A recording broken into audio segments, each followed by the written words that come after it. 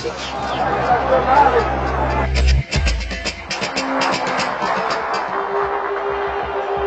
trabalhador brasileiro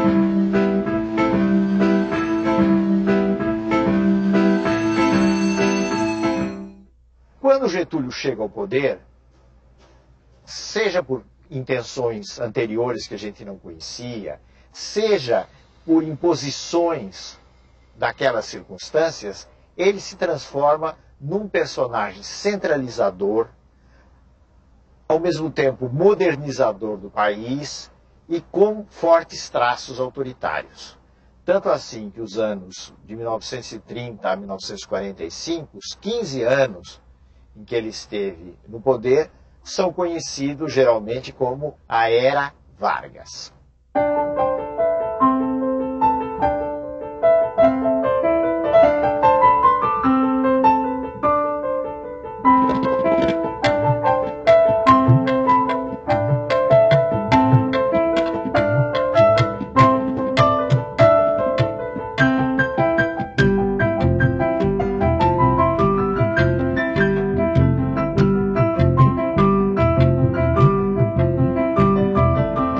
Getúlio teve que enfrentar problemas internos do seu governo, das forças que o apoiavam, e problemas externos da oposição.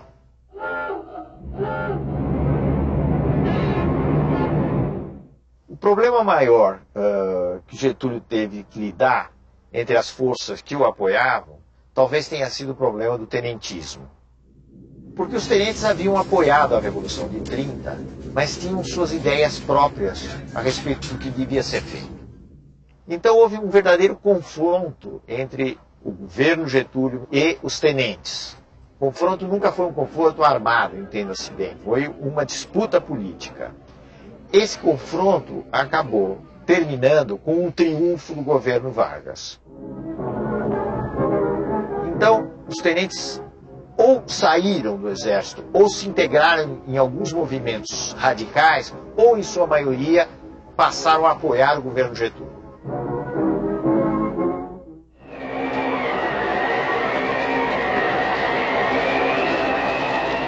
Os problemas externos vinham principalmente das elites regionais dos estados, que não se conformavam com a política centralizadora. O caso mais grave ocorreu nas relações entre o governo central e a elite de São Paulo, a elite paulista. Na realidade, Getúlio maltratou a elite paulista. Ele não teve o jogo de cintura que ele teria mais tarde, com as várias forças sociais, com a elite paulista.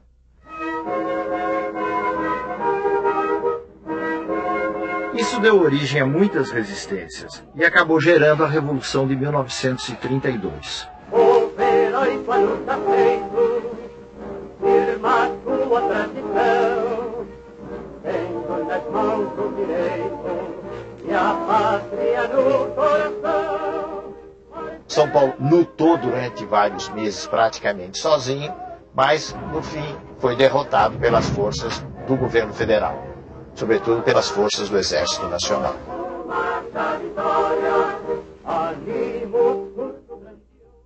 A Revolução de 1932 foi chamada de Revolução Constitucionalista porque os revolucionários queriam que fosse interrompida a ditadura que Getúlio tinha implantado, que ele denominou de governo provisório, ele não falava em ditadura nessa época,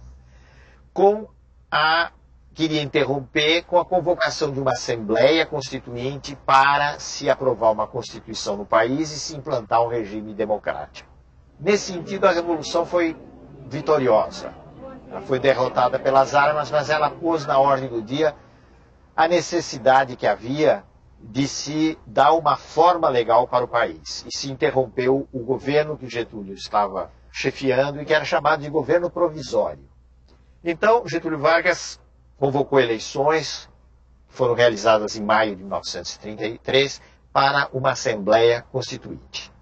Essa Constituinte aprovou uma Constituição em julho de 1934. 16 de julho de 1934. A República Brasileira tinha a sua segunda Constituição. Jornada de 8 horas, proibição de trabalho a menores de 14 anos, repouso semanal obrigatório, férias remuneradas, eram alguns dos... Mas talvez, do ponto de vista político, a coisa mais importante da Constituição de 1934 foi a instituição do voto secreto.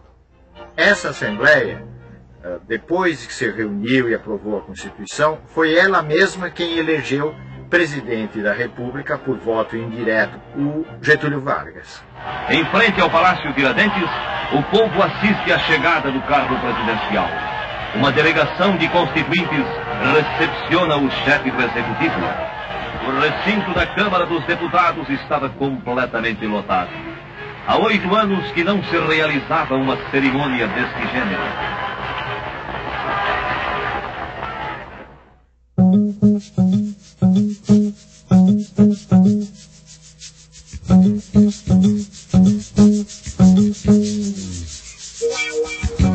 O que é que mudou concretamente a partir de 1930? Vamos pegar algumas áreas, não é possível examinar todas as áreas. Então vamos pegar a área da economia. O que aconteceu durante os anos 30, até o final dos anos 30, foi o fato de que o Brasil tinha condições de produzir café numa escala muito maior do que o mercado mundial em crise podia absorver.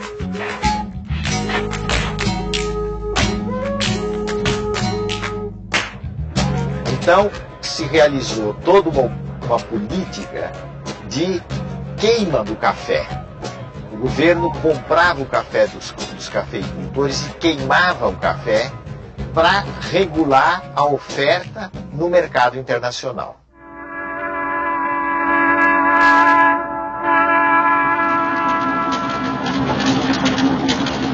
A outra mudança importante foi a expansão da produção do algodão. Então, nesse momento de crise, o algodão, de certo modo, veio em socorro das exportações brasileiras. E isso tem a ver com um fenômeno europeu, que foi o fortalecimento da Alemanha, infelizmente sob o controle de Hitler, e foi essa Alemanha nazista que começou a comprar em grande escala, para a produção de tecidos, o algodão brasileiro.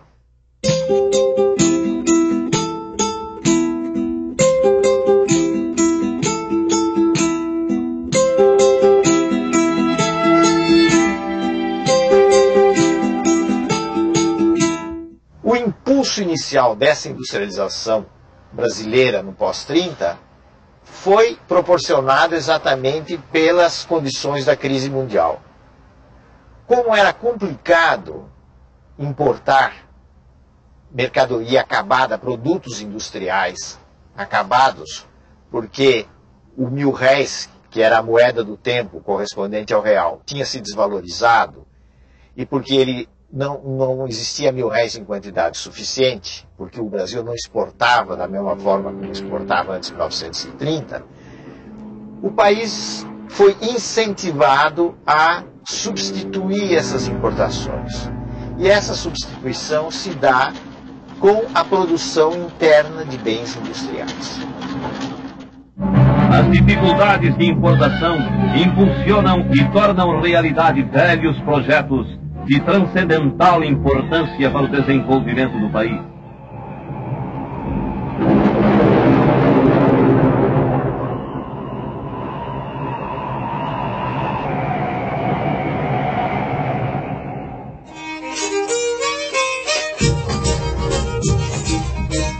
Sobretudo a partir de 1930, com exceção dos japoneses, a mão de obra estrangeira deixou de vir para o Brasil.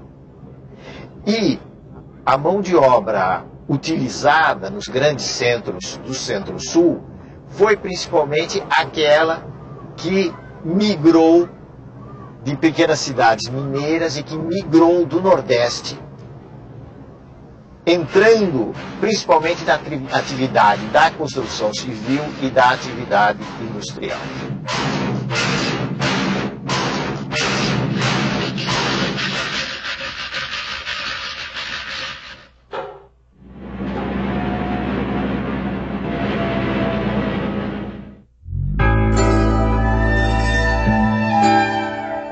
No nível federal, as reformas implantadas por Getúlio tiveram vários objetivos. Um deles foi a implantação de um ensino técnico, demonstrando a preocupação com a industrialização e com a mão de obra qualificada. A outra coisa foi a melhora da qualidade do ensino e a padronização do ensino nos níveis secundário e nos níveis universitários.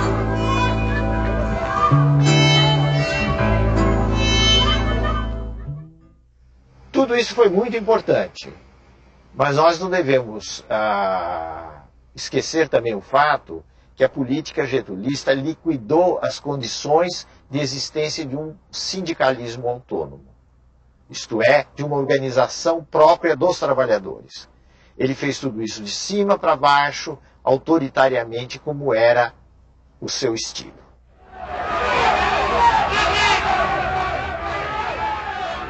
Um outro traço inovador, dentre outros, dos anos posteriores a 1930, foi o surgimento de movimentos sociais, em maior expressão, maior quantidade.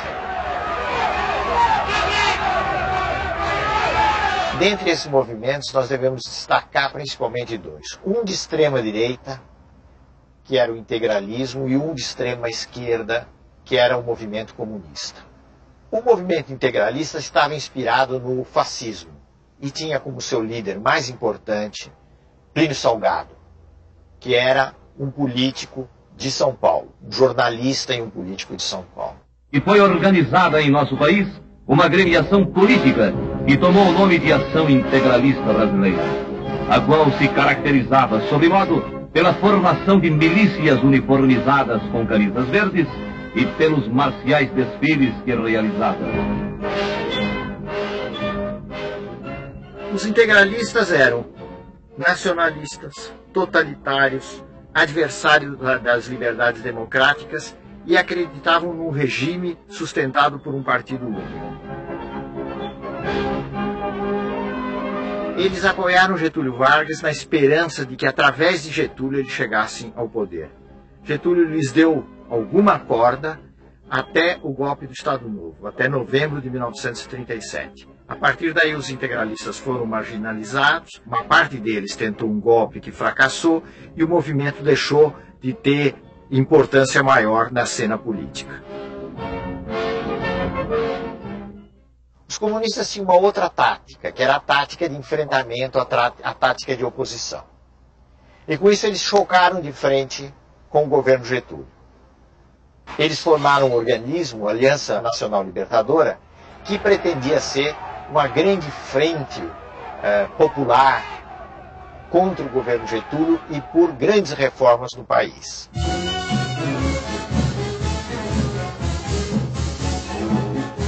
O governo fechou a Aliança Nacional Libertadora, aplicou à aliança uma legislação repressiva, que era a Lei de Segurança Nacional, e colocou os comunistas na ilegalidade. Eles partiram para uma iniciativa de revolução que, na realidade, acabou resultando numa verdadeira aventura, que foi a chamada Intentona Comunista de novembro de 1935.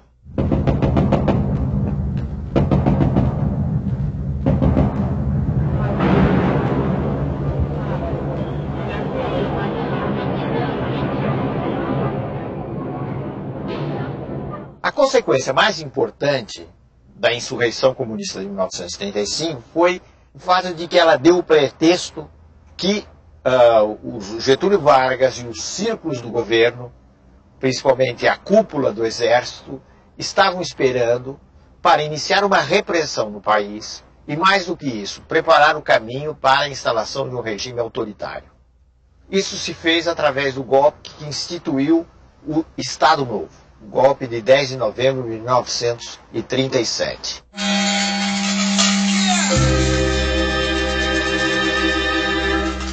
Praticamente sem nenhuma resistência, sem nenhuma oposição, forças policiais fecharam o Congresso e se iniciou um novo regime no país, que era o Estado Novo. Esse foi um regime que assumiu claramente feições de uma ditadura sob o comando de Getúlio Vargas. Quando as constituições políticas ameaçam degenerar em guerra civil, é sinal de que o regime constitucional perdeu o seu valor prático. Foram suprimidas as eleições, foram suprimidos os partidos, foi suprimida a liberdade de expressão, que é uma coisa muito importante.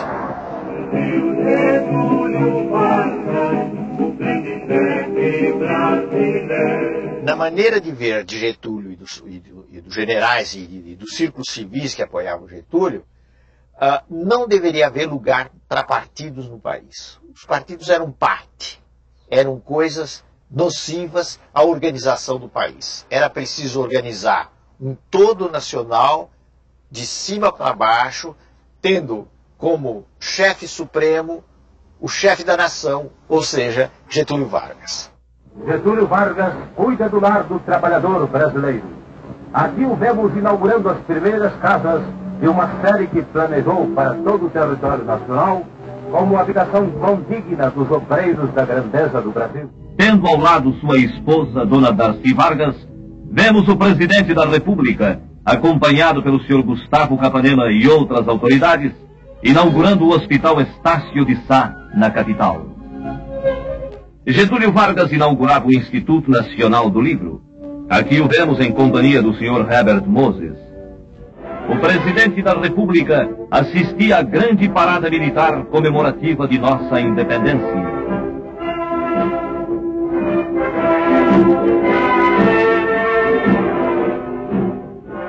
O presidente Vargas, acompanhado pelos generais Eurico Gaspar Dutra e Góes Monteiro, procedia ao lançamento da pedra fundamental do novo Palácio da Guerra.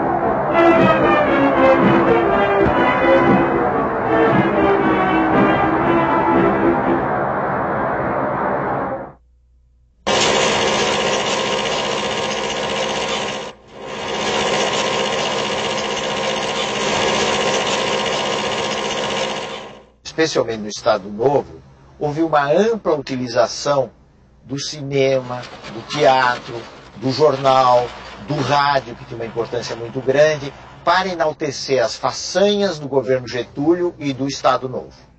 O ambiente nacional tem reagido sabiamente contra esses agentes de perturbação e desordem.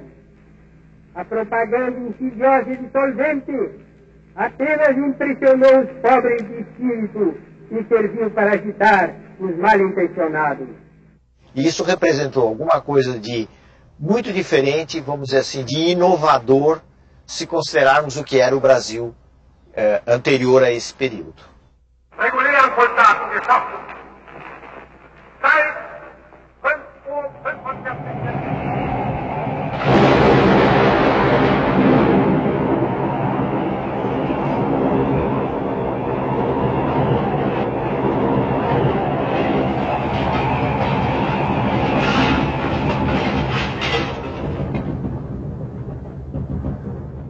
Com o início da guerra, em 1939, o Brasil acabou tendo de se definir. E Getúlio, que até 1941, mais ou menos, mostrara muitas simpatias pela Alemanha e pela Itália, acabou se inclinando pelas forças democráticas. Isso por razões muito práticas, muito de ordem prática. Ele percebia que ele estava num determinado campo, no mundo ocidental, com os Estados Unidos, ali em cima, o chamado Grande Irmão do Norte, com um pouco de ironia, né? E que fugir desse campo era uma aventura extremamente arriscada. Então, em alguns meses, ele decide essa inclinação em favor das chamadas potências aliadas, as potências democráticas. Isso já no curso da Segunda Guerra Mundial.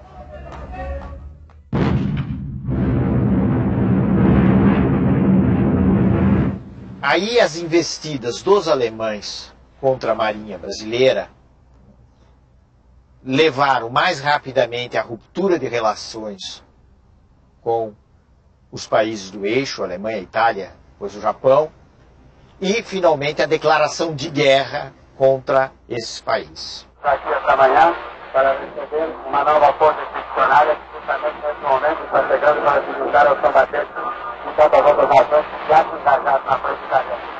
É a força expedicionária brasileira, a primeira força do Brasil, a primeira da América Latina que atravessa o mar. Essa força expedicionária é treinada assim. É uma tropa bem disciplinada.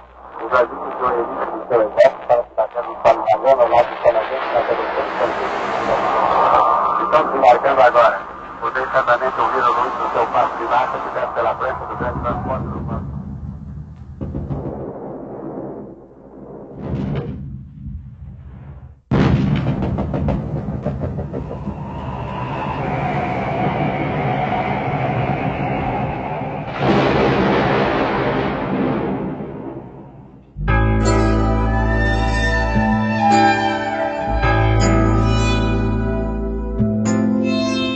O que determinou a crise do Estado Novo?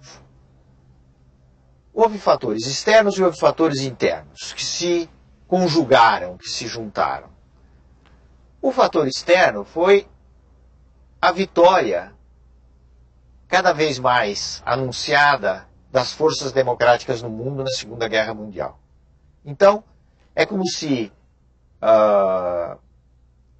todas aquelas antigas ideias que vinham do começo dos anos 30, todas elas autoritárias, entrassem em crise, se desprestigiassem, e a ideia de democracia, o direito de intervenção na nação, nos destinos da nação, se tornasse uma ideia muito forte.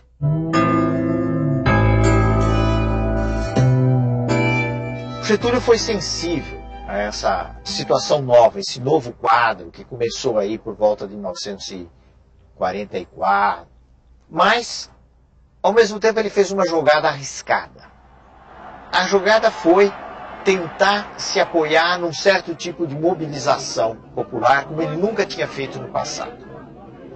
Para isso, ele foi encontrar apoio naqueles setores políticos e de trabalhadores que o haviam sempre sustentado.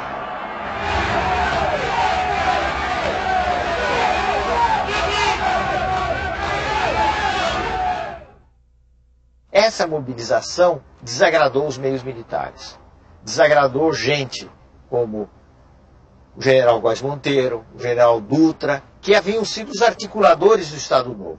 Então, muitas vezes se diz que o Estado Novo foi derrubado por aqueles mesmos homens que o haviam implantado.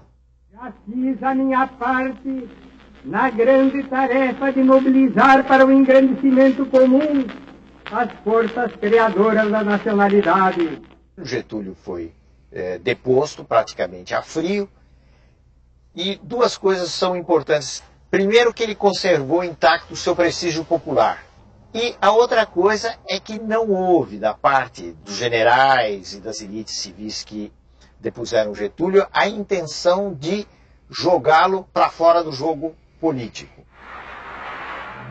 E a crise teve como consequência a renúncia de Getúlio Vargas, que em 29 de outubro de 45 deixou o Catete rumo a Itu sua fazenda no município de São Borja.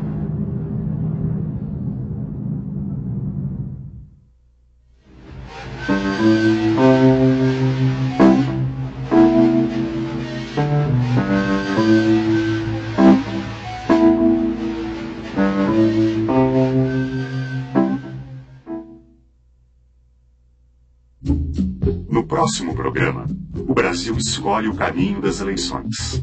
Os ventos de liberdade trazem Getúlio de volta ao poder. Novos impasses empurram o presidente para o suicídio. O fim do Estado Novo e o período democrático.